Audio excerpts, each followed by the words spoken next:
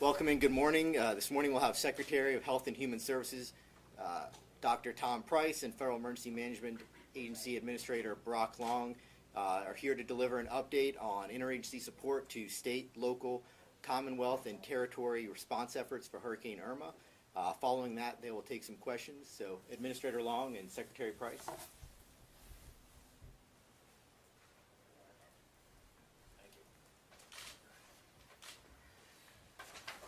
All right. Good morning, everybody.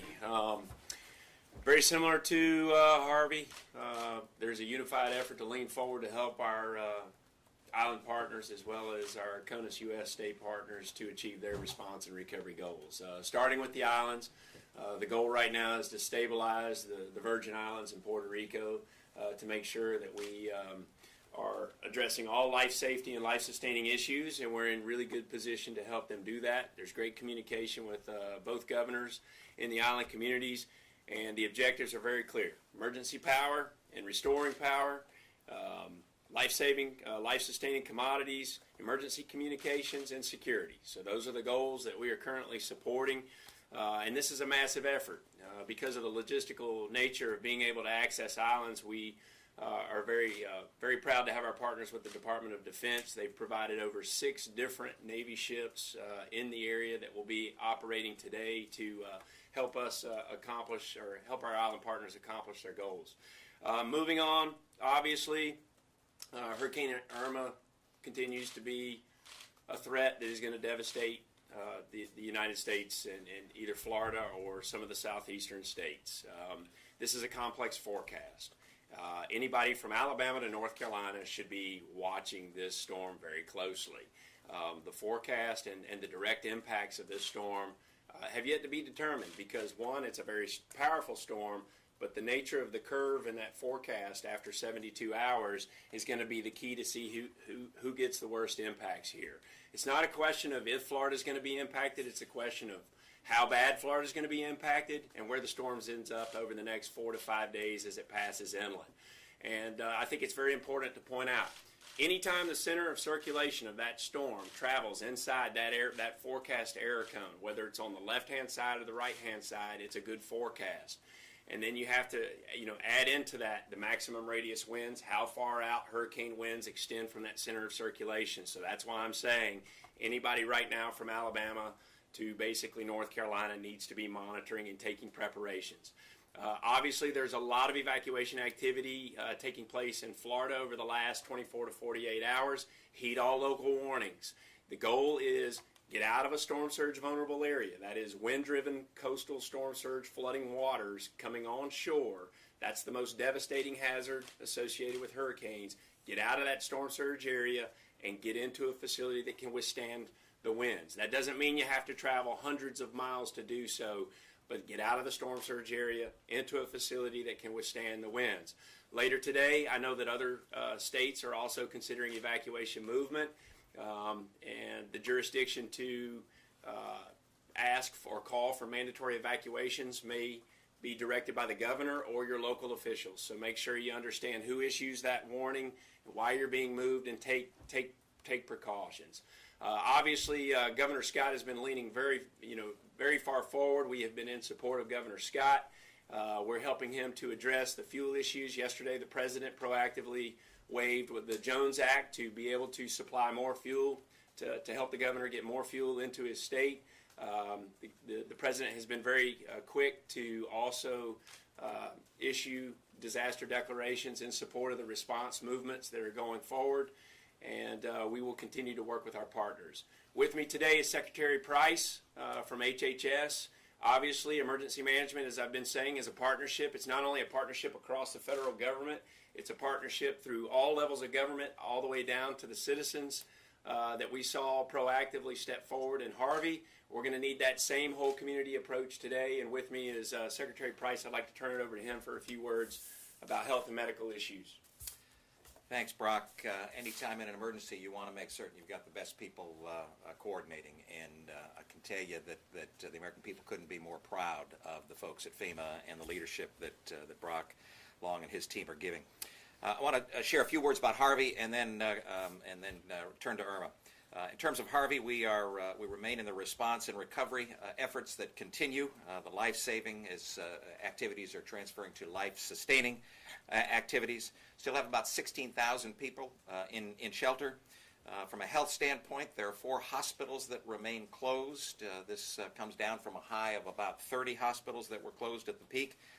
About 13 dialysis units are closed, but there's capacity to accommodate all of the patients in the southeastern Texas area.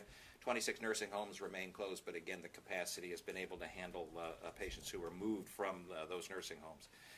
HHS itself has had about over 5,000 patient encounters since the beginning of the storm there, and the vast majority of those unrelated to the storm itself, but needing to have attention and mostly minor health activities. CDC is working with the state to work on a mitigation plan for mosquitoes and the vector, and that is ongoing and will continue for days and weeks. Turning to Irma. In terms of the Virgin Islands, St. Thomas Hospital, the main hospital on St. Thomas, is closing.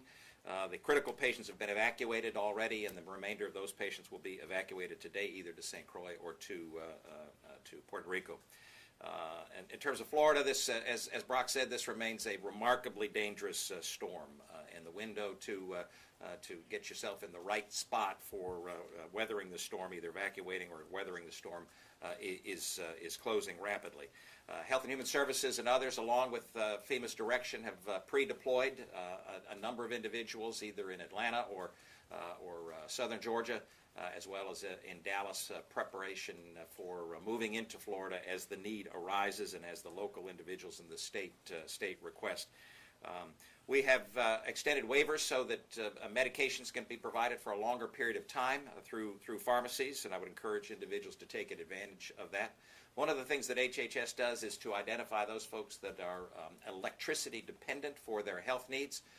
So whether it's folks on oxygen concentrators or those dialysis patients or individuals who have electric wheelchairs that they use in order to be mobile, we share that data. We provide that data to the states and have done so to Florida so that they can then contact those individuals directly. And there are about 5,400 dialysis patients that have been provided to the state, over 20,000 electricity dependent. And about 6,700 patients who are electricity dependent on oxygen concentrators. So I want to just echo the words that Brock stated about the governors leaning in. Governor Scott has been a remarkable partner in all of this. They have, along with the governors in Georgia and South Carolina, they've been very, very aggressive in making certain that they are getting the word out to their population. We're going to have a couple rough days here, a number of rough days, and whatever befalls us because of the storm, I can assure the American people that your federal government is working as diligently as we can to make certain we can respond to whatever needs arise. Thank you. Thank you, Secretary. So just to recap, too, right now we have nearly 8,000 federal government staff members forward deployed, and we also have commodities. You'll see the force laydown here on this map. I know you might not be able to read that, but basically for Irma specifically, we have commodities staged from Alabama all the way to North Carolina, and actually we are going to be running commodities out of New Jersey to support the U.S. Virgin Islands as well as Puerto Rico later today. Citizens, obviously it's important. You are a massive part of this response. Right now, the best way that you can help is to figure out a way to help with the shelter management needs within Florida and other states as they pull the evacuation triggers. So there's a couple websites. There's volunteerflorida.org and nvoad.org, nvoad.org. Right now, the mission where we need citizens and neighbors helping neighbors is in the shelter management mission. So please find a way to get involved in that way. And then after the storm, folks, it's all about setting expectations. The power is going to be out for days in Florida, if not longer in some cases, and we're going to need neighbors checking neighbors, after this event as well. So with that, we will open it up for any questions. Yes, sir. Dave Shepherdson from Reuters. Two questions. How many people do you anticipate having to evacuate southern Florida at this point? Jeff, do we have numbers on any? We know we have shelter capacity is full, and is So some of the numbers. So what we're most concerned on is not just necessarily the number of people. One, we need the people to listen to their local officials. But when we see evacuations taking place, what we try to do is break down the number that are going to need mass care support. And some of those numbers are well over 100,000 people in shelters for this event. That number, that's a moving target, and it just depends on what type of activity takes place today. But typically, if you ask 100,000 people to evacuate from a coastal county, you can see a shelter demand of 5 to 8%. And out of those coastal counties or out of that number. So you can imagine how hard it is to it's difficult to accurately project. What's the status of the disaster relief fund? Is there any money left in it today? And if Congress doesn't act, so the emergency appropriation went through yesterday, as I understand it. So we're okay. That's we're operating, and as I've been saying, we're not going to let money and paperwork get in the way of us leaning forward. This is a life safety mission, and we're not going to stop. So the Congress knows exactly what the job was that needed to get done. They worked very closely with the White House as well as Homeland Security to do it. And yesterday they passed an emergency appropriation. Yes, sir. Reporters on the ground in Florida are running into a lot of people who are in the evacuation zone that are saying, hey, I've been through a lot of hurricanes before. I'm going to ride this out. There's even some prominent voices like conservative radio host Rush Limbaugh is saying this is fake news. The threat is overblown. What would you like to tell those people right now? Nobody in Florida that I know has ever experienced a Category 4 or 5 storm making landfall. The nation has only seen 3 Category 5 storms since 1851.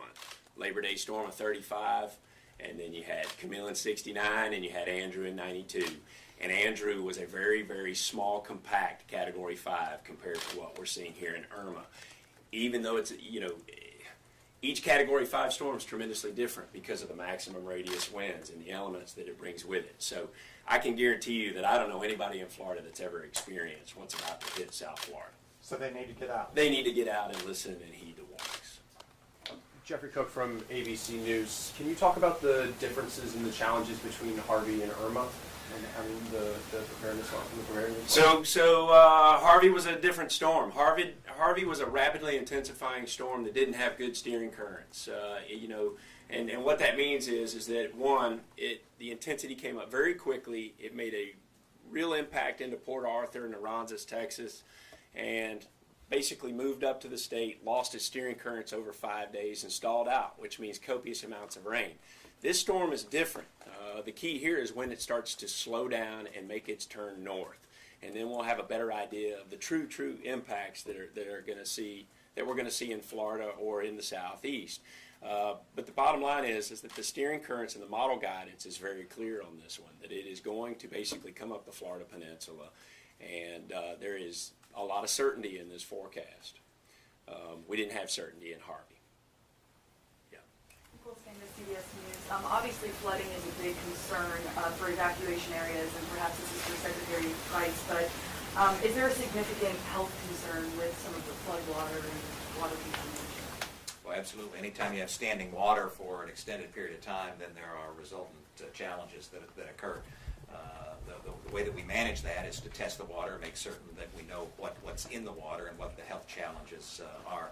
I mentioned that we'd seen over 5,000 individuals in our medical stations pursuant to Harvey, and many of those individuals had because of the exposure to the water, had challenges, whether it was rashes or with nausea or vomiting or diarrhea and the like, because of the exposure to the water.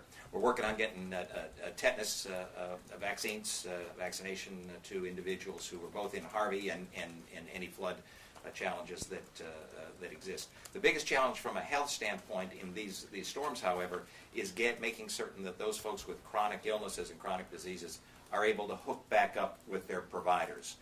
When you get displaced from your pharmacy, when you get displaced from your doctor or clinic, and for a period of time, then those chronic health challenges become more acute, and that's the biggest challenge that we see over a period of time. Additional questions? Thank you all. All right. Thank you.